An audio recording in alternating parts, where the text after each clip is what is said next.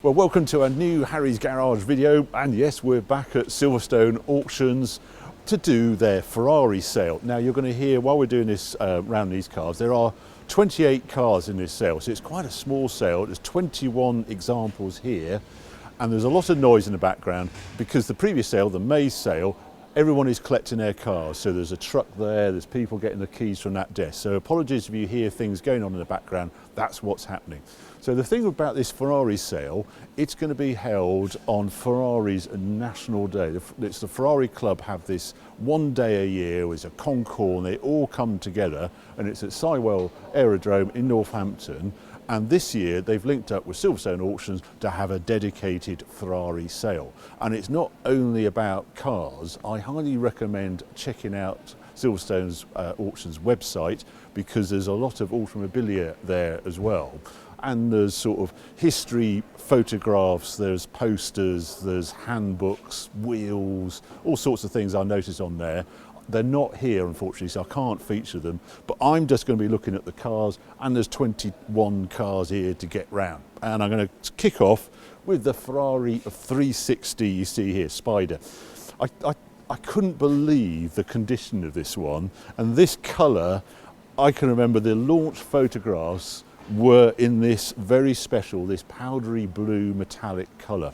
And the owner of this car actually matched it. He saw that launch car and said, I'm going to have a 360 Spider, and I want it in that colour. So he ordered it exactly as the original press photographs were, with a crema interior and this colour. What got me about this car, it's one owner from new. It's 9,300 miles as he's done. It's a 2003 car, but it's got 17 main Ferrari dealer stamps in the service book. So every year it goes down to Meridian Modena and has a service and a regas, etc. It's just perfect. Dry use only, and 72 to 80,000 pound.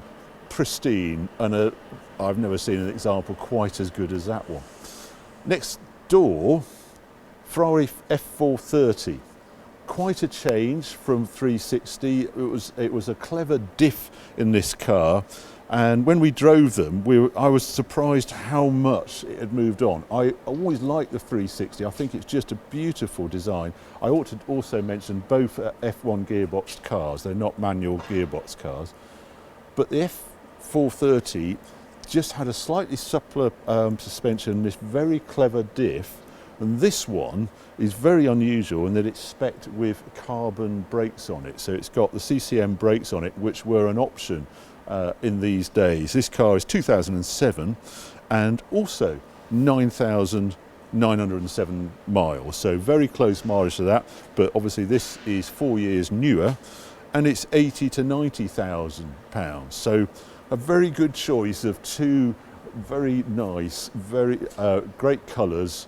I will say this in this auction, we're going around the cars, if you can buy one of the Ferraris in a special colour away from red, I think that's a very good thing for future value. So anyway, two great examples there. Right, next is this 2006 F430 F1 gearboxed coupe. Really like the look of this one on its Challenge Sedali wheels. They suit this car so well. Shields on the side as well, and I notice it's got carbon interior and that sort of things. This one was ordered up by Gary Rose, the celebrity chef, and who's sadly no longer with us. And this car is so preserved, it's unreal. It's 1,300 miles from new, this example. And I don't know, it's beautifully spec'd. It wants to be driven, as far as I can see. It was sold by Silverstone Auction in 2017. It was 600 miles on, so at least it's got a few more miles on now. But yeah, sensibly guided, I think, at 90 to 100,000 pounds for an absolutely perfect F430 coupe. Or how about this one? Now this, you can tell someone who really knows Ferrari, I think, has spec'd this car. Grigio, this colour, it's got the colour, it really suits it. It's got the carbon spec brakes on this. They were £11,000 option when this car was new in 2008. It's also got the Daytona seats in it, and all told the original invoice for this car was £217,000 from HRO in. The person who spec'd it was Eric Clapton. That's why it's such a good spec. 19,500 miles this one, and guided at 105 to 120,000 pounds. Slightly above where the market is for these, but you don't find them in this sort of spec and this sort of colour, etc. 599 is a wild machine. Remember, it had the Enzo engine, it was over 600 horsepower, and the leap in performance from, we had 575 before to this was surreal. I remember doing the launch out in Italy at Maranello, and the performance figures on it were epic. I think they're aging really well, very usable, F1 gearbox, but a latest generation of F1 before they moved to dual clutch transmission. I don't actually like the manual version of this one, so the F1 gearbox suits it. You can use it as an auto, and it's a very good GT car. Or if you want something really wild, what about the 599 GTO? So this car was originally delivered to Japan and then came to the UK in 2015, sold by DK Engineering to the current owner, and gets me about this 1,600 miles from new, so as new really. GTO added lots of things over the 599, even more extreme engine, 661 horsepower, and then a real lightning program right the way through. So forged wheels, titanium wheel nuts on it, race bucket seats in it, carbon fiber, 17 kilos saved there. So a huge amount of weight saving in it, and also, for me, crucially, lower gearing, so even snappier. And they are just wild machines. There's no other way to describe this car. It is 3 times the price of a 599, but it is a very special car with those GTO letters. I think this one's guided at 380 to 480,000 pounds for a very limited run wild Ferrari. Now let's step back to 575. Now 3 examples of Ferrari 575s to look at here. 3 colours, yellow, red and black behind the cameraman Tom. This one is another, this yellow one is another Eric Clapton car. Now the easy ways to spot a 575 from a 550 are the body coloured headlights here. 550 actually is black in there, and then the 550 has a sort of wider mouth on it. But other than that, they're very similar looking cars, and with a Pininfarina design, that's no bad thing. This one has shields on the side as well, F1 gearbox, and has done, I think, about 18,000 miles on this. I do like Eric Clapton cars. He seems to buy an awful lot of Ferraris. He does spec the car really very well, and they're always in distinctive colours, and he's ticked all the right boxes on it.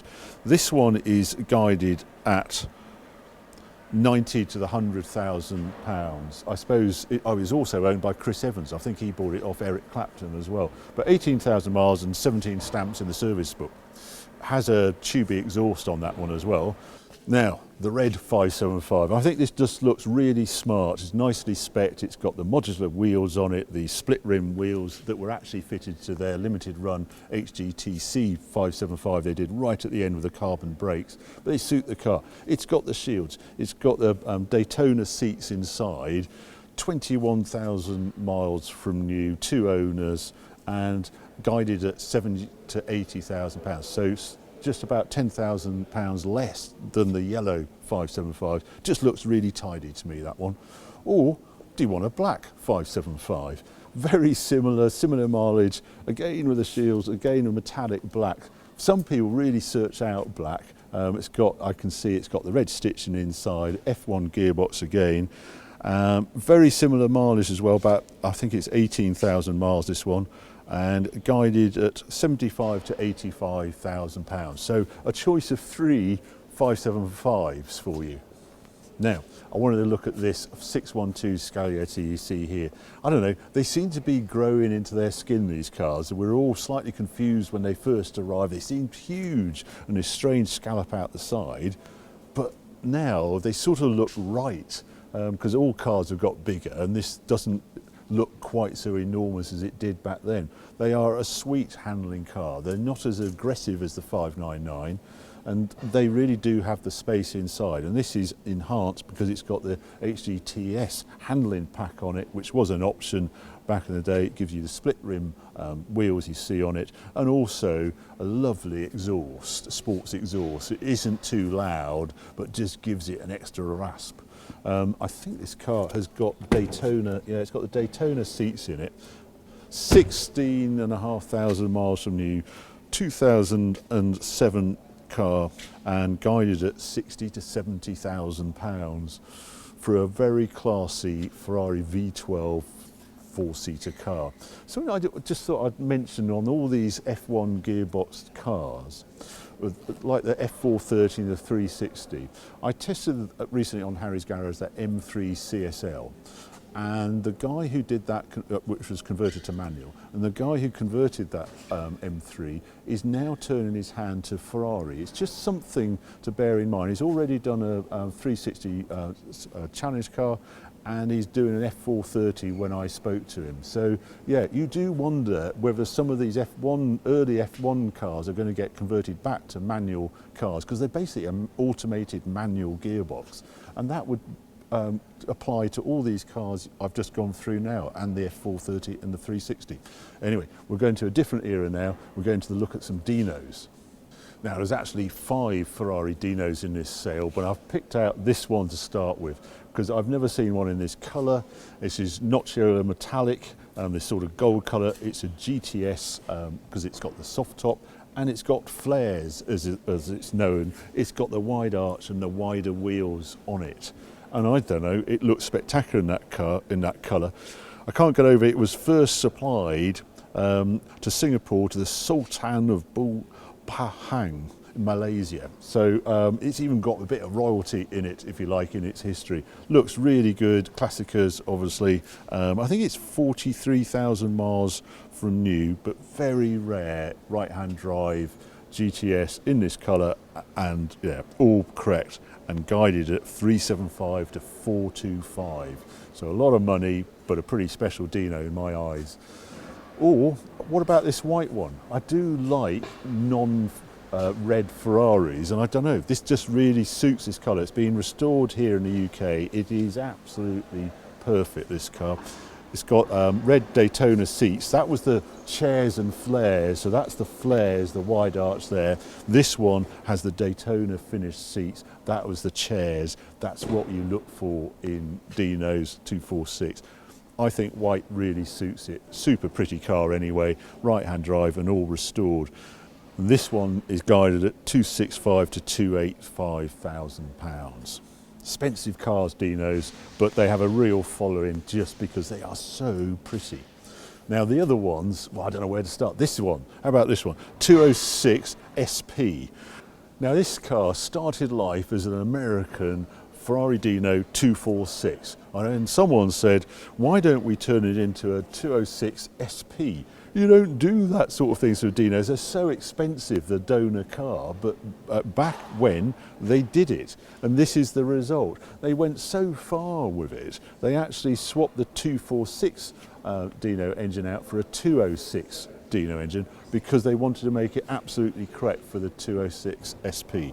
It's a lovely thing, this car, beautifully engineered.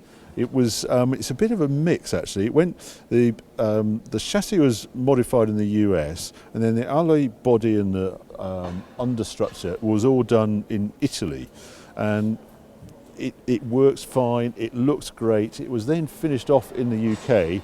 It's got a unique windscreen, and there's actually a spare windscreen somewhere. I saw, oh, there it is, spare windscreen should something happen. This panel comes out as well, and it's, yeah, 206 SP. There was talk of getting sort of FAI papers for it, or do you just enjoy it for what it is? A really lightweight, super sporting Dino 206 SP, and guided at 150 to 180,000 pounds. When you think if it had been still a 246 left-hand drive, it would have been, well, 50 to 100,000 pounds more than that. But there you are, a very special Dino that you'll never see again, I should think. There's two other Dinos here. This is left-hand drive, obviously, first registered in Rome. This is original colours, looks really quite a tidy car, guided at 200 to 240,000 pounds, which isn't too bad. Or you can have this one over here. This is different. This is right-hand drive, 1973, and it's guided at more money because of its right-hand drive. I can see little bits that sort of need improvement. It's described as has room for cosmetic improvement and guided at 225 to 255,000 pounds. But there's a Daytona between these two Dinos I want to show you around as well.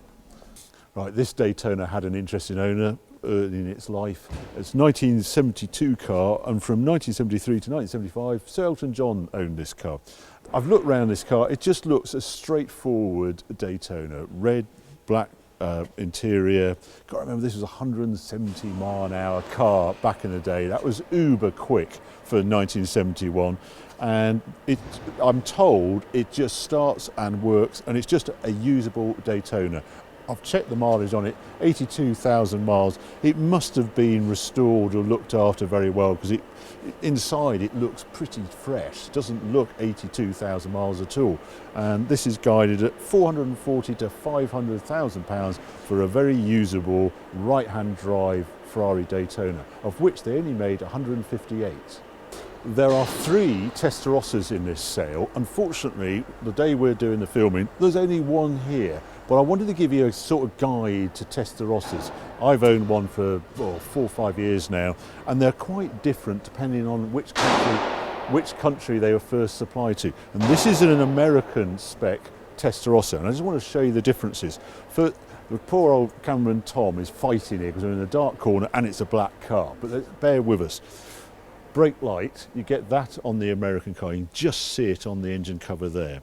Then at the back you get these extra bumpers on an American Testarossa, and they tend to all have catalyst exhaust systems on them, and that's you get this extension here. Now that also came to the European cars, but later, 1990 or 89 it came.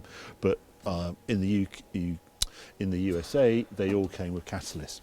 Move around the side, you get these reflector things here on the side of Testarossas in the US. This one has got chromed wheels. This seems to be something that American owners did do to their Testarossas, but I don't think it left the factory like that. You get inside, where there's a big change in here. This is a 1987 Testarossa, and you have this strange seatbelt arrangement that means that you have to put your seatbelt on. That sort of goes round there, and then there's that one that goes here. And it was a way, legislators said we need to do something to make sure everybody wears a seatbelt, and this is what they came up with. Now, there is a period when you don't have that in your Testarossa, and apologies, I don't know when that was deleted, but do look out for it if you're buying an American spec Testarossa. The other things on this car, it's got all the fitted luggage, there's some in the behind the seats, and there's some in the nose as well.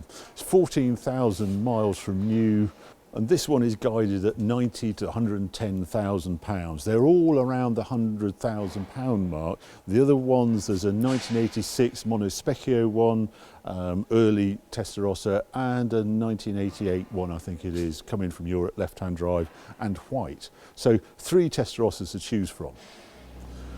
Okay, now before the Testarossa there was this 512 BB, before that 365 BB, but this is Maranello Boxer, and I really like this version of the 512 BB because it's a carburettor version. It's not the injected version, and it still has this black bodywork underneath here. Later cars are all body colour all the way down to the sills, but I don't know, there is something about this with the show-off black down there and this one in red. This car was done, restored by Greypool in 2015 and completely redone. There's a file comes with this car showing all the engines being rebuilt, etc. And I would always pick a carburettor over an injected car if you're looking at a BB, just because they sort of run, they have a higher rev limit, and with the injected cars you get a fuel pump just here, and all you hear is this high-pitched whine on it, and I found it really annoying. They are very different to a Testarossa. I don't know why. They're sort of heavier steering and they're slightly more cramped inside. The Testarossa moved the heating, the cooling, the radiators from the front to the side, because these also seem to transmit a lot of heat into the cabin, but they look ace. And the really early ones were the coolest Ferraris of all, because they had 6 exhaust pipes, which when you're a kid is just too much, too exciting for words. This one is guided at 180 to 210,000 pounds. Right, so this is a 1990 348 TB, one of the very first examples. In fact, it's a pre-production class. Class as a pre-production. There's some things slightly different on it underneath. I lifted that front boot, then it's not black underneath, those sort of things. I think there's 1 or 2 other differences which are in the description.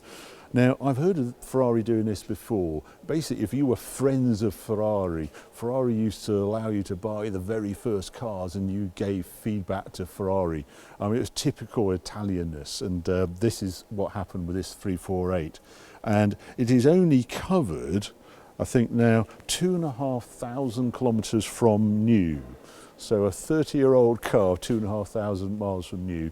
It's been back to Tony Auto in Maranello, and it's sort of had a very Italian sort of life. It's UK registered, tan interior, and it's like a very collectible 348, if there is such a thing, because it's so early, pre-production, and has these slight differences with it.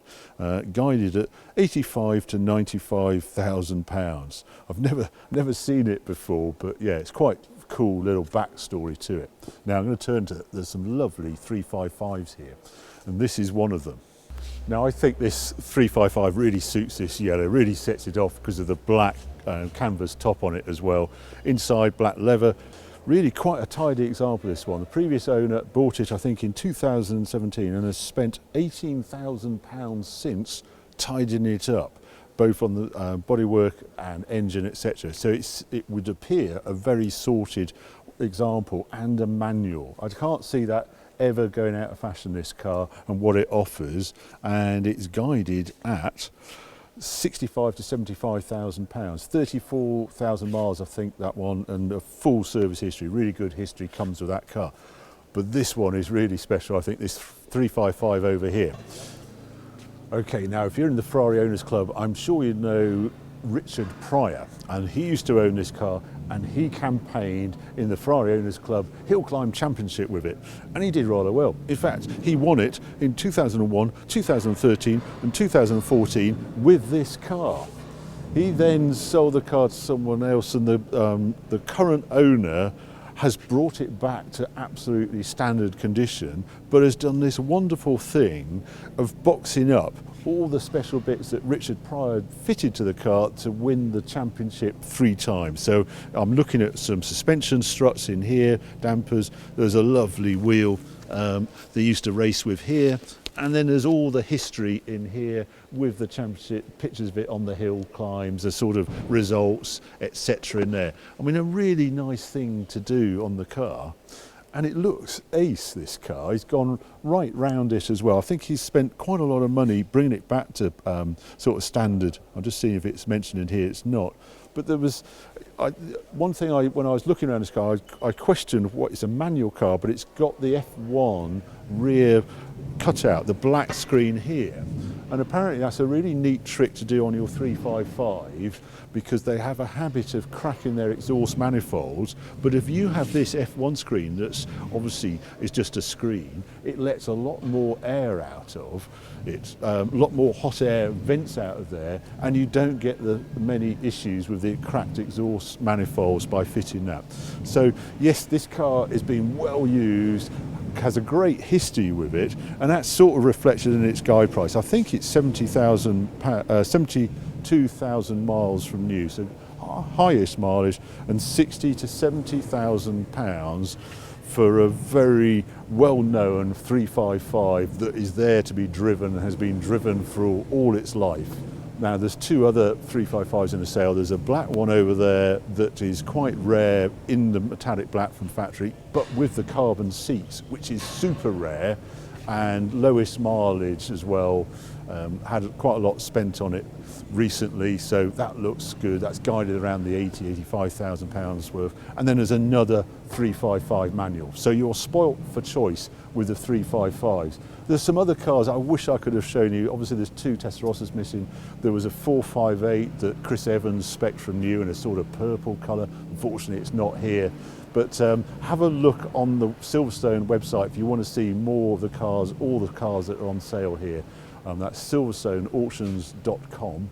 So if you're going to be at the National Ferrari Owners Day at Sywell Park, well then you'll be there. This is where all the cars are going to be moved over there. That's where the auction is going to take place. Or you can watch it online via the Silverstone auction website. So you've got to remember the day is the Saturday, the 5th of June, when it's all going on. Let's hope for a super sunny day. I hope you enjoyed this video. If you have, well, keep watching, keep subscribing. More videos coming along very soon.